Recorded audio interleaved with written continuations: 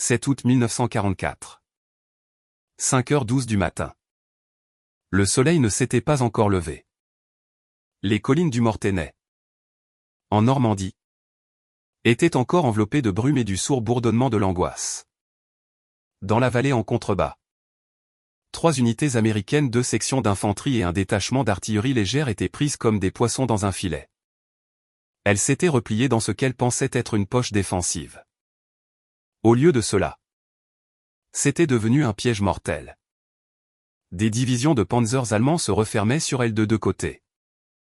Le crépitement des mitrailleuses résonnait à travers le brouillard et la radio grésillait un dernier ordre du quartier général: tenez votre position. N'engagez pas le combat. Renfort en route.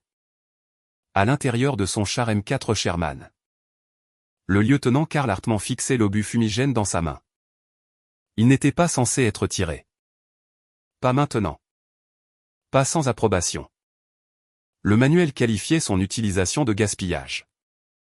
Le commandement l'a qualifié de non autorisé. Mais les hommes dehors, ces hommes, manquaient de temps. Si les Allemands achevaient leur encerclement, ils seraient tous massacrés ou capturés avant le lever du soleil. Le cœur de Hartmann battait la chamade alors qu'il regardait son tireur. Un seul tir, dit-il doucement. C'est tout ce dont nous avons besoin.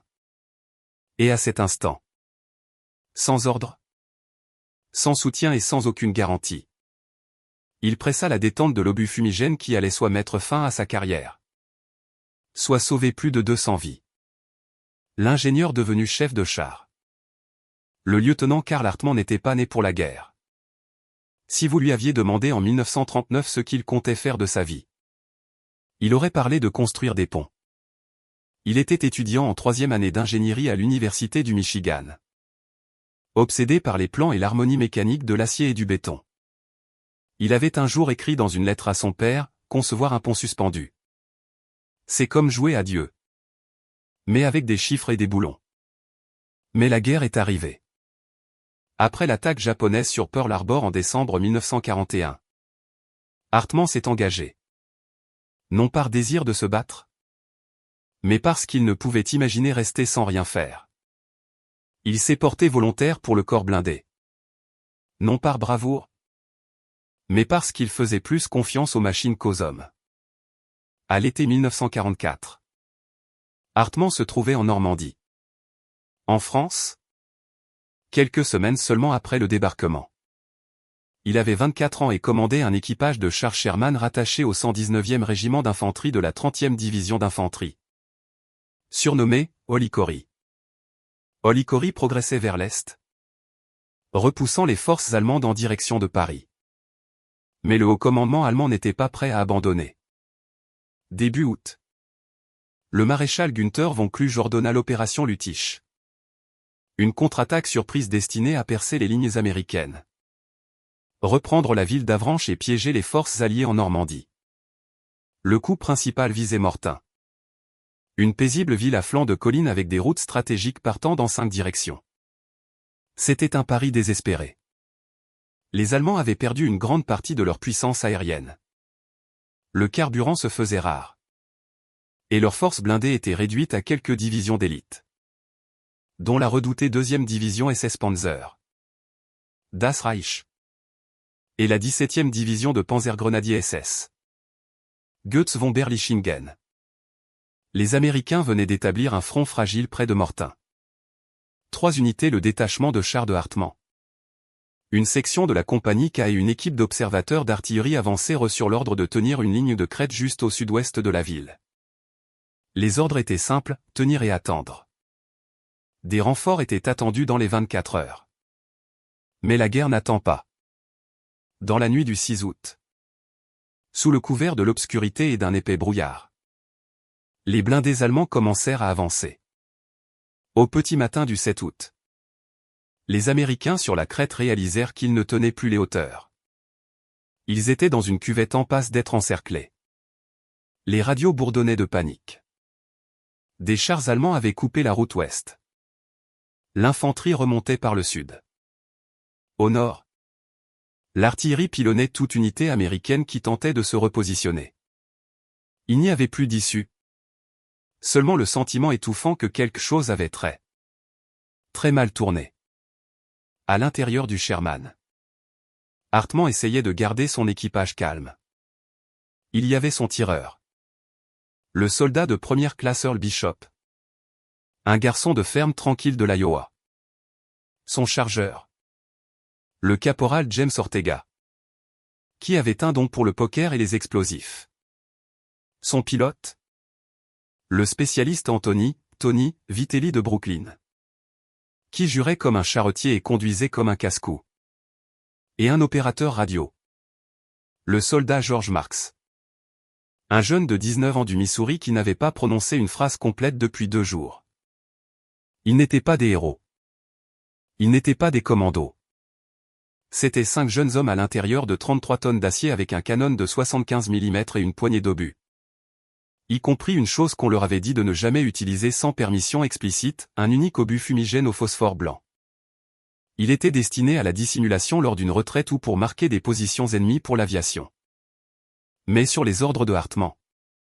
Il le gardait rangé à l'arrière. Juste au cas où. Si jamais on est dans le pétrin. Leur avait-il dit des semaines auparavant. On devra peut-être tordre les règles. Ce pétrin était arrivé. Les blindés allemands avançaient vite. Le renseignement avait sous-estimé la vitesse de la contre-attaque. Le commandement était silencieux depuis 10 minutes. Le seul message que Hartmann avait reçu était « N'engagez pas le combat sauf si l'on vous tire dessus. Tenez votre position. » Mais cette position rétrécissait à vue d'œil. Hartmann pouvait voir l'infanterie américaine se replier des bois vers son char. Certains étaient blessés. L'un portait un autre sur son dos. Ils se dirigeaient tous vers une route qui n'existait plus. Coupée par des forces allemandes qui étaient presque à portée de vue. Hartmann baissa les yeux sur l'obus marqué SMWP. Fumigène. Phosphore blanc. Sa main plana dessus une seconde. Ce qu'il s'apprêtait à faire n'était pas conforme au protocole. Mais mourir dans un cercle de chars en flammes ne l'était pas non plus. Pensa-t-il. L'encerclement commence. Vers 5h30 ce matin-là. Le brouillard qui recouvrait la vallée avait commencé à se dissiper. Mais pas assez pour offrir une quelconque clarté. La visibilité restait inférieure à 200 mètres. Les arbres se profilaient comme des fantômes. Les ombres bougeaient de manière insensée. Chaque crissement de gravier ressemblait au bruit d'une chenille de char. Les hommes de la compagnie K, positionnés juste au sud de l'emplacement de Hartmann, étaient maintenant complètement à découvert. Une unité de reconnaissance allemande avait trouvé une brèche dans les lignes pendant la nuit et avait percé plus vite que prévu. En 30 minutes, ils avaient pris le contrôle de la route ouest. Scellant la seule voie de retraite naturelle pour les Américains sur la crête. Mortain n'était plus une position avancée. C'était devenu un piège. Dans la coque exiguë du Sherman. Hartmann écoutait les communications radio. C'était le chaos. Un appel provenait d'un observateur d'artillerie avancée, on se fait tirer dessus par le sud. Plusieurs véhicules. Demandons appui-feu. Une autre voix hurla, ils sont dans les arbres. Je répète. Ils sont dans la lisière. La réponse du commandement fut d'un calme glacial, négatif pour l'appui-feu. Risque de tir ami trop élevé. Maintenez la position. Renfort en transit. Hartmann baissa le volume. Il regarda à travers le périscope. Balayant la zone. Dans la lisière à l'est de leur position. Il vit du mouvement. Des chars. Pas américains. Des silhouettes courtes et trapues. Des Panzer IV. 2 heures. Dit-il. 3. Peut-être 4. Il se rapproche. Earl Bishop. Le tireur. Fit pivoter la tourelle. Les suivants. Ortega tenait le prochain obus perforant prêt. On tire ? Demanda Ortega. Hartmann hésita. L'ordre était de ne pas engager le combat. Puis vint la première explosion.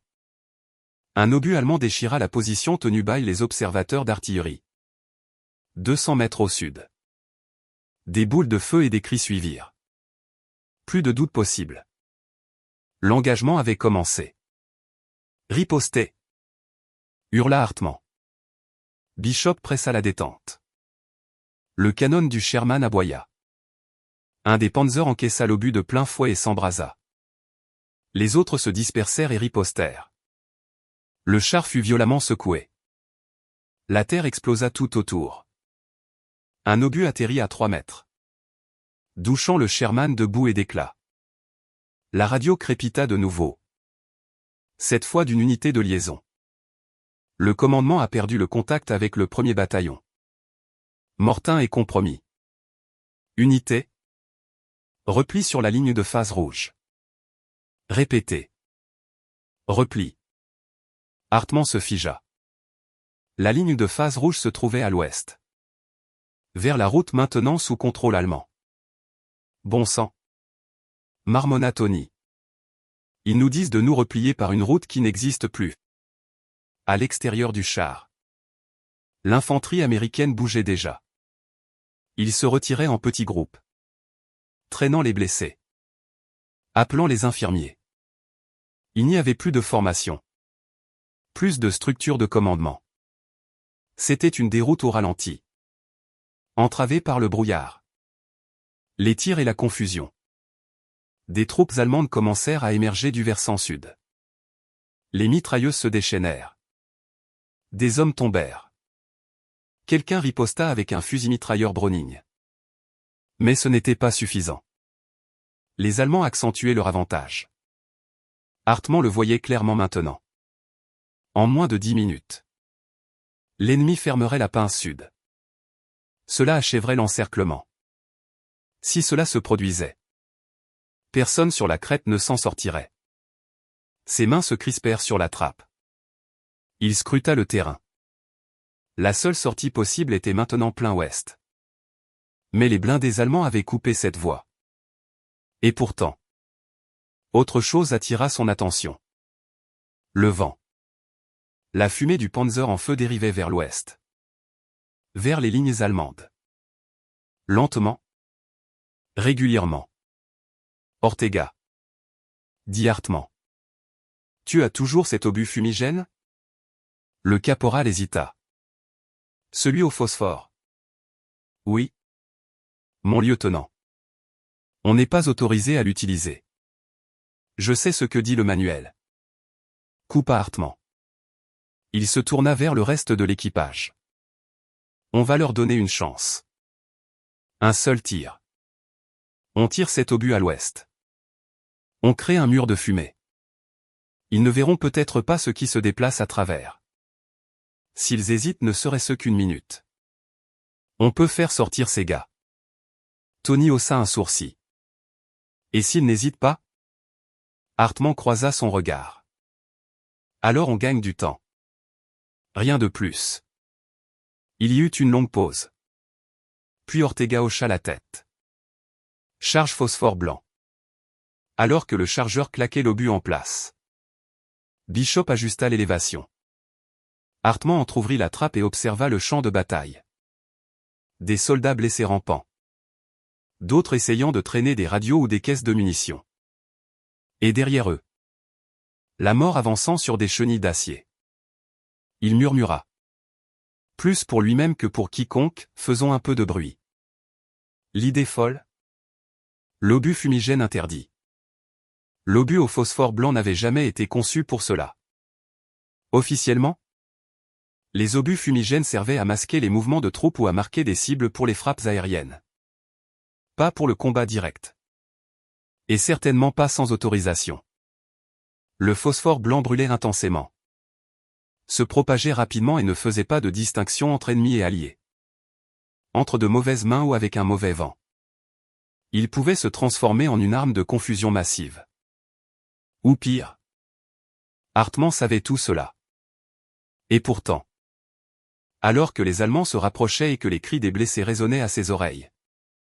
Il ne voyait qu'une chose, le temps qui s'écoulait. Feu, dit-il. Bishop n'hésita qu'un battement de cœur. Le canon recula avec un bruit sourd. L'obus au phosphore blanc fusa hors du canon et explosa en l'air à seulement 50 mètres à l'ouest de leur position. En quelques secondes, une épaisse fumée grise commença à se déverser sur le champ de bataille, comme un rideau tombant sur une scène. Le vent, heureusement stable, la poussa directement vers la voie d'approche allemande. Le champ de bataille changea instantanément. Les Allemands, voyant ce mur soudain de fumée opaque, stoppèrent leur avance. Les chars s'immobilisèrent. L'infanterie marqua une pause. À travers leurs jumelles, ils ne voyaient presque rien. Le mouvement américain était devenu invisible. Et cette invisibilité, aussi temporaire soit-elle, fut suffisante. « Bougez !» cria Hartmann dans la radio. « Toutes unités, vers l'ouest. Maintenant. Utilisez la fumée. Allez-y. » Sur la crête, les unités américaines dispersées reçurent le message. Des fantassins bondirent de leur abri et commencèrent à sprinter vers le versant ouest. Les infirmiers attrapèrent les brancards. Les artilleurs abandonnèrent leur matériel, saisissant leurs fusils et s'entraînant les uns les autres à travers la brume. Certains portaient des blessés. D'autres couraient simplement. À l'intérieur du Sherman, Hartmann fit légèrement pivoter la tourelle. S'ils tirent à travers, on riposte. Mais seulement s'ils tirent les premiers. On maintient l'illusion. Quelle illusion? Demanda Ortega. Qu'on avait prévu ça, dit Hartmann d'un air sombre. Du point de vue allemand, le champ de bataille s'était obscurci. L'apparition soudaine de fumée là où il n'y en avait pas auparavant. Juste au moment où les forces américaines commençaient à disparaître, à déclencher des alarmes. Certains commandants allemands craignaient une contre-attaque. D'autres pensaient que c'était une couverture pour une frappe d'artillerie ou aérienne imminente. En réalité, ce n'était rien de plus que 5 hommes dans un char pariant sur la direction du vent et sur la peur. Pendant 90 secondes, rien ne bougea.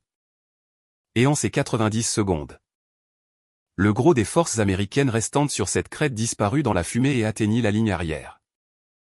Hartmann observa la retraite se dérouler avec une précision clinique. Chaque fois qu'il voyait un casque apparaître, il comptait les secondes jusqu'à ce qu'il disparaisse derrière le rideau. Personne ne tirait maintenant. Ni les Allemands, ni les Américains. Même le char semblait retenir son souffle. Puis soudain, un coup de feu retentit. Une mitrailleuse allemande ouvrit le feu depuis le flanc gauche, arrosant la fumée. Pris de panique, un second fusil se joignit à elle. Puis vint l'aboiement du canon principal d'un Panzer, tirant à l'aveugle dans le brouillard. Hartmann prit une décision instantanée. Riposter. Tir de suppression uniquement. Visez près de la lueur du départ de coup. Faites-leur croire qu'on est toujours retranché. Bishop obéit. Le Sherman rugit de nouveau, tirant cette fois un obus explosif dans un bosquet où dansaient les lueurs. Le résultat, une boule de feu. De la fumée. Plus de chaos. Les Allemands s'arrêtèrent de nouveau, peu enclins à se précipiter dans ce qui pourrait être une défense américaine en règle. Derrière l'écran de fumée, près de 200 soldats américains s'étaient éclipsés. Le pari avait fonctionné. Hartmann expira pour la première fois depuis ce qui lui sembla des heures. La sueur coulait dans son cou. Ses doigts tremblaient. L'équipage entier était silencieux. « Tu penses que le commandement va aimer ce qu'on vient de faire ?» demanda finalement Vitelli. Hartmann ne répondit pas tout de suite. Puis il esquissa un sourire crispé et fatigué. « Je pense que le commandement aimera qu'on soit en vie. » Tout le monde en mouvement. Au début, personne ne bougea. La fumée roulait sur le champ comme une créature vivante, avalant tout sur son passage.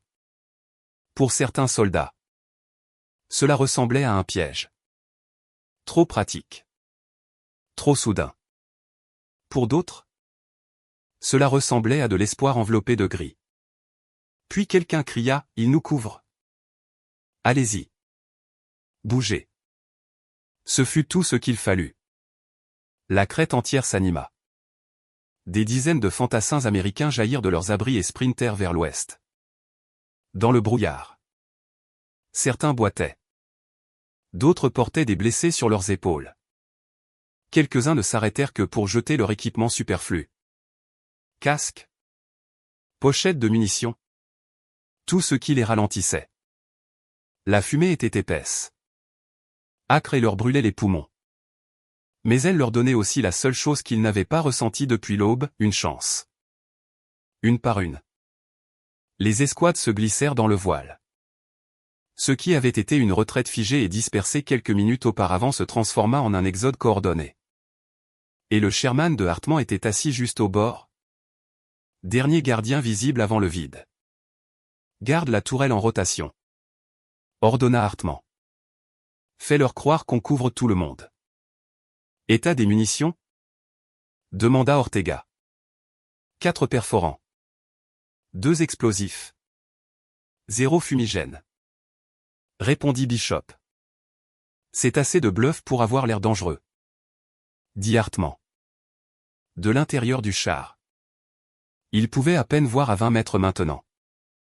Le brouillard et la fumée de phosphore blanc se combinaient en une nappe dense de gris. De temps en temps. Ils apercevaient des ombres vaciller. Des hommes qui couraient. Des silhouettes boitillantes. Des brancards. Les Allemands? De leur côté. Tenaient toujours leur position. Leurs officiers. Voyant le nuage. Hésitaient. Certains suspectaient une contre-attaque américaine massive sous le couvert de la fumée. D'autres craignaient des pièges ou des tirs indirects. Il n'y avait pas d'ordre de charger. Et personne ne voulait être le premier à marcher à l'aveugle dans une embuscade. Ce retard sauva des vies. Un groupe d'observateurs d'artillerie passa près du Sherman. Toussant et se couvrant la bouche. L'un d'eux frappa sur le flanc du char. Belle ruse. Les gars. Vous venez de nous sauver la peau. Hartmann ne répondit pas. Il était concentré sur la carte sur ses genoux. Calculant où la nouvelle ligne de repli pourrait se trouver. S'il y en avait une. D'autres groupes suivirent. Certains se déplaçaient en silence. D'autres murmuraient des prières. Des jurons ou les noms des hommes qu'ils avaient perdus quelques minutes plus tôt. Puis vinrent les derniers. Une escouade de la compagnie K. Se déplaçant plus lentement. Transportant de grands blessés sur des brancards improvisés. Un homme fit un signe frénétique à Hartmann. Il se rapproche. Vous devez partir maintenant. Hartmann hocha la tête. Il attendit juste assez longtemps pour voir le dernier homme disparaître dans la brume. Tony, dit-il à son pilote. Mets les gaz. On est les derniers à sortir. Le char s'ébranla. Les chenilles broyant le gravier et la terre meuble. S'enfonçant vers l'ouest dans le sillage de fumée qu'ils avaient eux-mêmes créé. Pendant qu'ils avançaient, Hartmann gardait la trappe entr'ouverte. Scrutant les silhouettes. Ennemis ou amis. Soudain. Un éclair. Une mitrailleuse allemande ouvrit le feu depuis le flanc droit. Tirant à l'aveugle à travers la brume. Les balles ricochèrent sur la coque du Sherman. Le char tangua en encaissant un coup de billet. Hartmann se baissa instinctivement. Ripostait. Suppression uniquement. Bishop fit pivoter la tourelle. Tira un obus explosif vers la source du bruit. L'obus frappa une lisière d'arbres et l'explosion illumina la fumée une fraction de seconde avant que le rideau gris ne se referme. Le silence revint. Ils continuèrent. Dépassant des jeeps calcinés. Des casques abandonnés et quelques fusils jetés. Le champ de bataille ressemblait à un cimetière en mouvement. 3 minutes plus tard. Ils atteignirent le bord de la fumée. Les premiers rayons du soleil matinal commençaient à percer le brouillard à l'est. Et là. Juste au-delà de la dernière crête. Ils la virent, la ligne de repli américaine. Des dizaines d'hommes blottis derrière des camions. Des sacs de sable et des barricades improvisées. Des infirmiers se précipitaient de personne en personne. Des officiers aboyaient dans des radios. Quelqu'un installait une mitrailleuse Browning. Ce n'était pas joli. Mais c'était la sécurité. Alors que le Sherman franchissait la colline et apparaissait, une acclamation s'éleva. Ils l'ont fait. Les chars sont encore là. De sa trappe? Hartmann leva la main. Mi-salut. Mi-signe. Derrière eux, la fumée s'élevait encore, gagnant de précieuses secondes supplémentaires. Quelques traînards de plus émergèrent, toussant et saignant, mais vivants. L'encerclement avait échoué. Les Allemands avaient hésité. Et dans cette hésitation, les Américains s'étaient échappés. Tout cela à cause d'un seul tir. D'un seul obus interdit. À l'intérieur du Sherman. Ortega expira enfin. La prochaine fois que quelqu'un dira que les obus fumigènes sont inutiles, je lui mettrai mon poing dans la figure. Vitelli rit. La prochaine fois que quelqu'un dira qu'on n'a plus d'option, je lui dirai d'attendre le vent. Hartmann ne dit rien. Il regarda juste par-dessus son épaule, observant la traînée de fumée s'estomper. Le soleil matinal montait plus haut alors que les dernières traces de fumée commençaient à se dissiper. Ce qui était autrefois un champ de bataille ressemblait maintenant aux séquelles d'une tempête. Équipements dispersés. Arbres balafrés. Parcelles de terre brûlées. Mais à travers ce paysage brisé, près de 200 soldats américains s'en étaient sortis vivants. Le Sherman de Hartmann s'arrêta derrière une ligne de sacs de sable hâtivement construite. Un infirmier accourut immédiatement pour vérifier l'équipage. Mais Hartmann le repoussa d'un geste. Nous allons bien. Occupez-vous des autres d'abord. Autour de lui, les survivants s'effondraient au sol, toussant, buvant de l'eau. Certains assis en silence, d'autres pleuraient. Personne ne parlait beaucoup. Ils savaient tous à quel point il l'avait échappé belle. Un lieutenant de la compagnie K s'approcha, le visage strié de terre et de fumée. Lieutenant Hartmann? Hartmann se leva, époussetant encore les cendres de son uniforme. L'officier lui tendit la main. Vous nous avez acheté un temps que nous n'avions pas. Je ne sais pas ce que c'était. Mais ça a marché. Hartmann la serra. C'était juste de la fumée. L'homme sourit amèrement. La meilleure foutue fumée que j'ai jamais vue.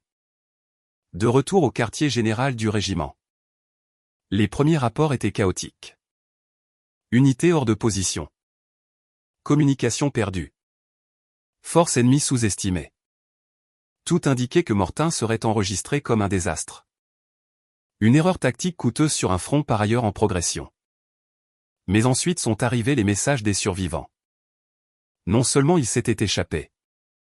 Mais comment, un seul char, contre les ordres, avait déployé un obus fumigène au phosphore blanc pour masquer une retraite.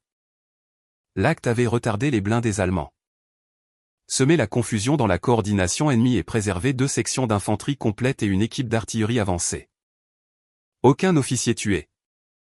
Seulement 14 blessés. Des dizaines de vies sauvées.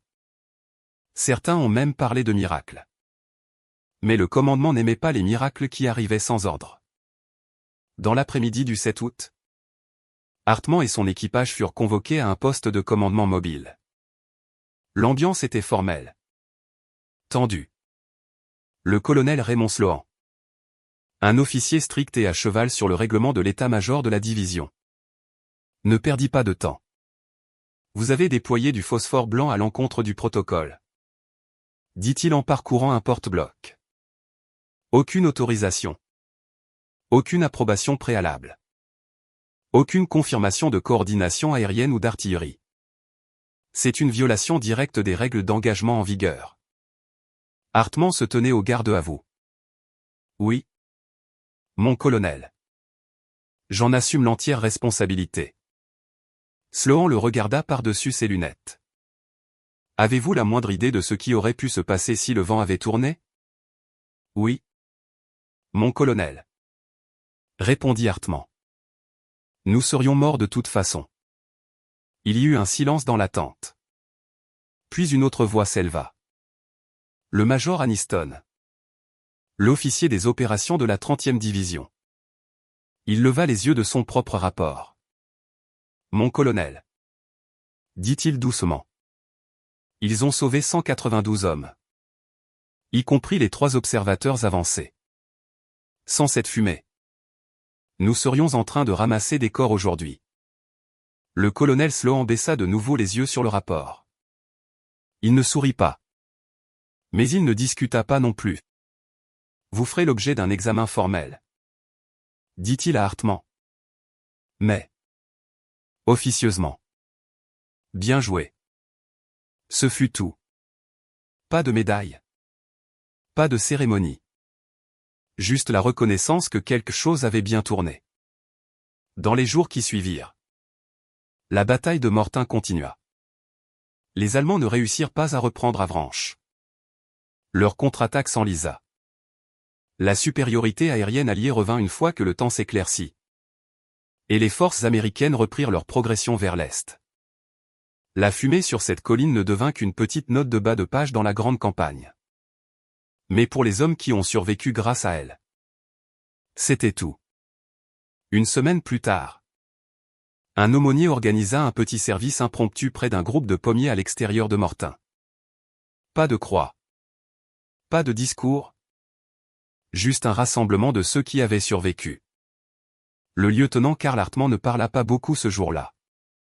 Il se tenait avec son équipage, écoutant. Quand quelqu'un lui demanda comment il avait eu l'idée de la fumée, il haussa simplement les épaules. On n'a parfois qu'un seul tir, dit-il. L'astuce, c'est de savoir quand appuyer sur la détente. L'examen formel eut lieu 5 jours plus tard. Il se tint à l'intérieur d'une école réquisitionnée servant de quartier général de division temporaire. Les fenêtres étaient encore brisées par les bombardements. Et l'air sentait légèrement la craie humide et le diesel. Hartmann arriva en uniforme propre. Bottes cirées. Le regard droit. Il n'avait pas amené son équipage. Il n'était pas convoqué. Il s'agissait d'un seul homme et d'une seule décision. Le conseil était composé de 3 officiers, un major de la logistique, un conseiller juridique et un vétéran du combat d'une autre division. Le ton était procédural. Ils demandèrent à Hartmann de raconter en détail exact ce qui s'était passé le matin du 7 août, la position de l'ennemi, son observation de la direction du vent, l'état du terrain, la proximité des unités alliées. Bien sûr. Pourquoi il avait choisi de déployer un obus au phosphore blanc interdit. Hartmann leur dit tout, sans enjoliver, sans s'excuser. Il conclut simplement, je croyais que la fumée retarderait l'ennemi assez longtemps pour que nos hommes s'échappent. Et ce fut le cas. Il y eut une longue pause après qu'il eut fini. L'officier juridique parla le premier. Lieutenant Hartmann. Êtes-vous conscient que dans d'autres circonstances, l'utilisation non autorisée de phosphore blanc pourrait justifier une action disciplinaire? Oui. Mon colonel. Pleinement conscient. Le major de la logistique ajouta, comprenez-vous les risques que vous avez fait courir aux unités sous le vent? Y compris de potentielles pertes amies si le vent avait tourné? Oui. Mon colonel. Finalement. Le vétéran du combat se pencha en avant. Son uniforme portait une Silver Star. Il avait été à Salerne, en Sicile et à Anzio. J'ai lu tous les rapports d'après-action. Vous connaissiez les risques? Et vous avez quand même pris la décision. Vous avez parié. Et vous avez gagné. Hartmann ne dit rien. Le vétéran continua, cela demande plus que du courage. Cela demande du jugement. Il se tourna vers les autres. Je ne recommande aucune réprimande. Il n'y eut aucune objection. Le rapport final indiquerait, le lieutenant Karl Hartmann a agi en dehors du protocole standard, mais en accord avec la nécessité du champ de bataille et un jugement tactique sûr. Aucune action disciplinaire n'est recommandée. Officieusement, la nouvelle se répandit rapidement. En une semaine. Des officiers de 3 unités différentes demandèrent des débriefings d'après-action à Hartmann. Ils voulaient savoir exactement comment il avait jugé le vent. Jusqu'où il avait calculé la propagation de la fumée. Combien de temps elle avait duré.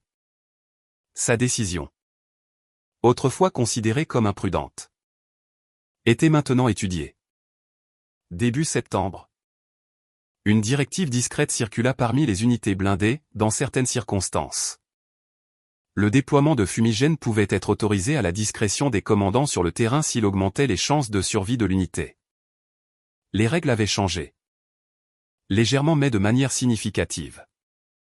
Quant à Hartmann, lui et son équipage furent retirés du secteur de Mortain et réaffectés à des opérations de soutien plus près de la frontière allemande. Ils combattraient dans la forêt de Hürtgen et plus tard dans la bataille des Ardennes. Ils survécurent aux deux.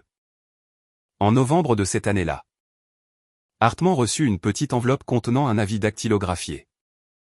Il avait reçu la Bronze Star pour service méritoire en soutien direct des opérations de combat. Il n'y eut ni cérémonie, ni photographe. La médaille lui fut remise au bureau d'un quartier-maître avec un formulaire à signer. Il regarda la boîte un long moment avant de la placer dans son sac de marin. Plus tard ce soir-là, Ortega demanda « Tu vas en parler à tes parents ?» Hartmann haussa les épaules. Il demanderait probablement pourquoi ça a pris si longtemps. Vitelli intervint « Tu crois qu'ils mettront un jour ta ruse de la fumée dans les manuels ?» Hartmann eut un faible sourire. Peut-être. Mais j'espère que personne n'aura plus jamais à l'utiliser. Ce n'était pas le genre de gloire dont on lit les récits dans les journaux. Il n'y eut pas de défilé. Mais parmi les hommes qui avaient traversé ce rideau de fumée et survécu, le nom de Hartmann devint plus qu'un grade. Il devint synonyme de confiance. Et en temps de guerre, la confiance était plus rare que les médailles. Les historiens décriront plus tard la bataille de Mortain comme un moment charnière. Non pour son ampleur, mais pour ce qu'elle a révélé. Sur le papier, la contre-attaque allemande de l'opération Lüttich était une manœuvre audacieuse. Elle impliquait plus de 100 véhicules blindés, y compris des divisions SS Panzer d'élite. Leur objectif était stratégique, foncer vers l'ouest jusqu'à Avranches et couper le front allié en deux. S'ils avaient réussi, tout l'élan de la campagne post-débarquement aurait pu être compromis. Mais ils ont échoué. Et si la puissance aérienne et la coordination alliée ont joué un rôle majeur pour repousser la marée allemande, de petits moments inattendus ont également compté. Des moments comme ce qui s'est passé sur la crête à l'extérieur de Mortain le 7 août 1944. Les analystes militaires qui ont étudié la bataille ont noté plus tard l'impact psychologique du déploiement de fumée de Hartmann. Le commandant de l'infanterie allemande menant la poussée vers la crête a rapporté dans son journal de campagne « Visibilité nulle. Position ennemie incertaine. Crainte d'une embuscade sous couvert d'écran chimique. Ordonner un arrêt temporaire de l'avance. » Cet arrêt temporaire a duré près de 12 minutes.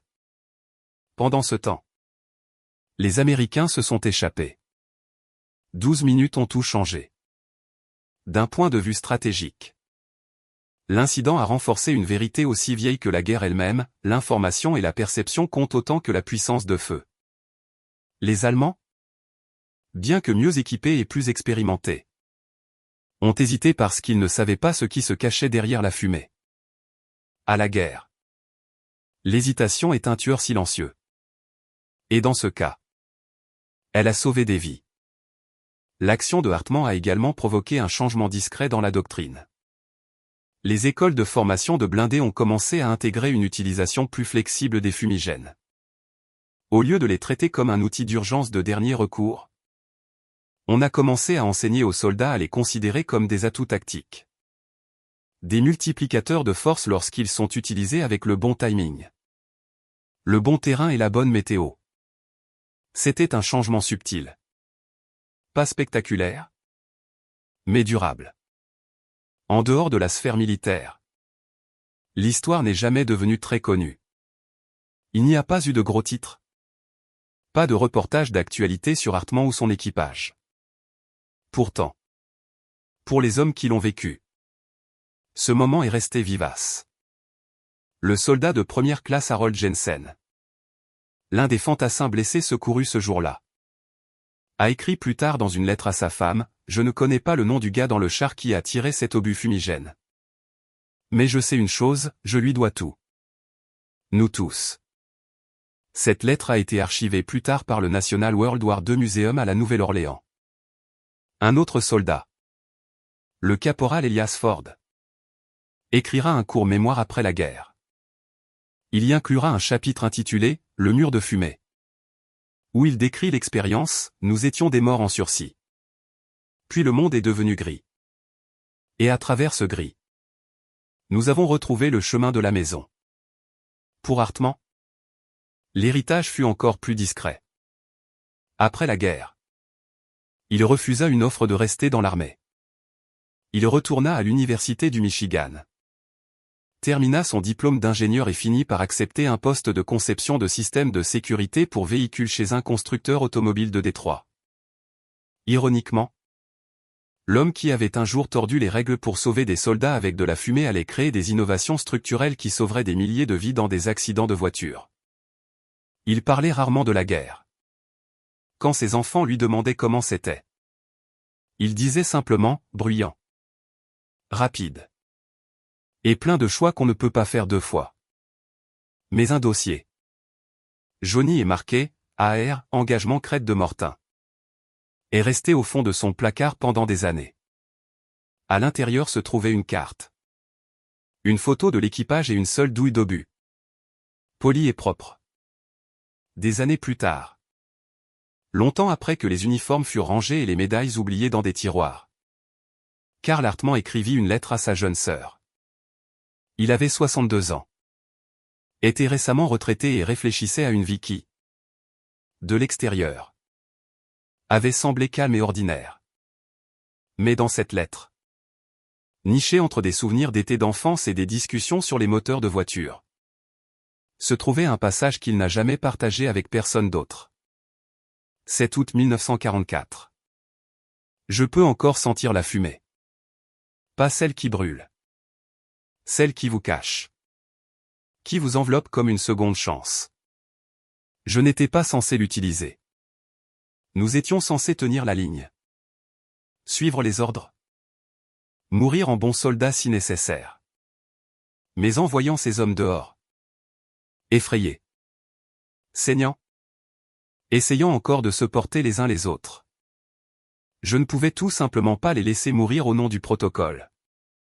Ce jour-là, le champ de bataille m'a appris quelque chose qu'aucun manuel n'aurait jamais pu m'enseigner. Parfois, le seul bon choix est celui qu'on ne vous a pas appris à faire. La lettre fut retrouvée des années après sa mort. Elle n'était pas destinée à la publication, mais sa famille choisit de la donner au US Army Heritage and Education Center à Carlisle, en Pennsylvanie, où elle se trouve maintenant dans une vitrine intitulée « Décision d'une fraction de seconde, le génie tactique sur le terrain ». Il n'y a pas de statue de Carl Hartmann. Pas de documentaire. Pas de mémoire à succès. Mais quelque part, dans des archives tranquilles, repose le témoignage d'un homme qui a changé le cours d'une bataille par un seul acte de jugement non autorisé. Et c'est peut-être là la vraie leçon. Que parfois, l'histoire ne se souvient pas de vous pour ce qu'on vous a ordonné de faire, mais pour ce que vous avez choisi de faire, quand personne d'autre ne le voulait. L'histoire de Carl Hartmann est celle d'un choix impossible. Un de ceux que la guerre impose loin des livres de stratégie. Connaissez-vous d'autres récits de héros anonymes dont l'audace a changé le cours d'une bataille? Partagez-les dans les commentaires.